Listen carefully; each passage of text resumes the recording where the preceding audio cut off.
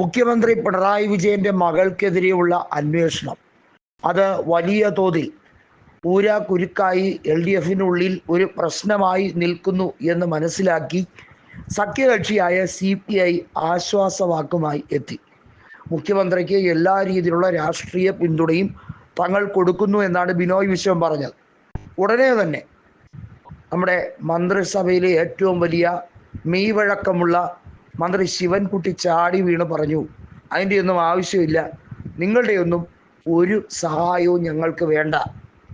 CPI അവർക്ക് കിട്ടുന്ന എന്തെങ്കിലുമൊക്കെ ആനുകൂല്യവും ഭുജിച്ച് മര്യാദയ്ക്ക് ഒരറ്റത്തേക്ക് ഇരുന്നാൽ മതി, കാര്യങ്ങൾ ഞങ്ങൾ നോക്കിക്കോളാം, മുഖ്യമന്ത്രിയുടെയും മകളുടെയും വിഷയമൊക്കെ പാർട്ടി വേണ്ട വിധത്തിൽ കൈകാര്യം ചെയ്യുമെന്ന് പറഞ്ഞു.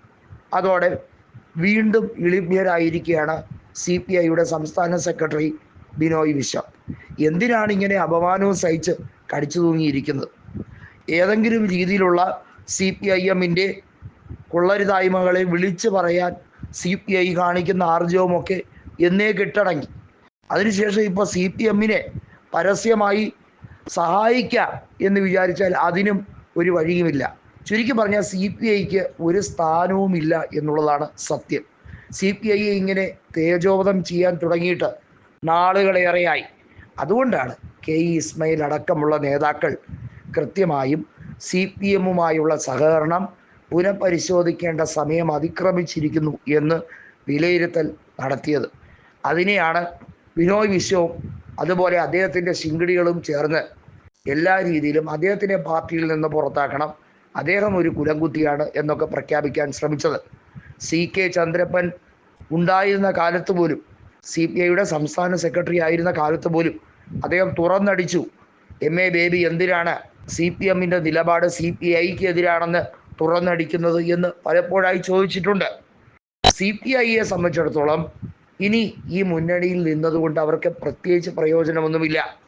അവരിലെ പലരെയും തേക്കാൻ കാലുവാരാൻ തക്കം പാർത്തിരിക്കുന്നവരാണ് മാർക്സിസ്റ്റുകാർ എന്ന തിരിച്ചറിവ് ഉണ്ടായാൽ നല്ലതാണ്. CMRLുമായി ബന്ധപ്പെട്ട വിഷയവും എക്സാലോജിക് കമ്പനിയുമായി ബന്ധപ്പെട്ട വിഷയവും ഒക്കെ വലിയ കാട്ടുതീയായി LDFിനുള്ളിൽ പടരുമ്പോഴും മുഖ്യമന്ത്രിയുടെ മകളുടെ വിഷയം, അതായത് മാസപ്പടി വിവാദം ഉൾപ്പെടെയുള്ള കാര്യങ്ങളിൽ ഒരു പൊളിറ്റിക്കൽ സപ്പോർട്ട് കൊടുക്കാൻ പോലും CPIക്ക് കഴിയുന്നില്ല. അതിനു പോലും CPM അനുവദിക്കുന്നില്ല. അതായത് ഒരു അഴിമതിയെ മുന്നണി സംവിധാനം എന്ന രീതിയിൽ ഒരുമിച്ച് നേരിടാം എന്ന ബിനോയ് വിശ്വത്തിൻ്റെ തത്വത്തിന് പോലും CPM നിന്നുകൊടുക്കുന്നില്ല. ശിവൻകുട്ടി അടക്കമുള്ളവർ എന്തുകൊണ്ടാണ് ഇങ്ങനെ CPIയോട് അകലം പാലിക്കുന്നതെന്ന് തനിക്കറിയില്ല എന്ന് മാത്രമേ ബിനോയ് വിശ്വം പറഞ്ഞിട്ടുള്ളൂ.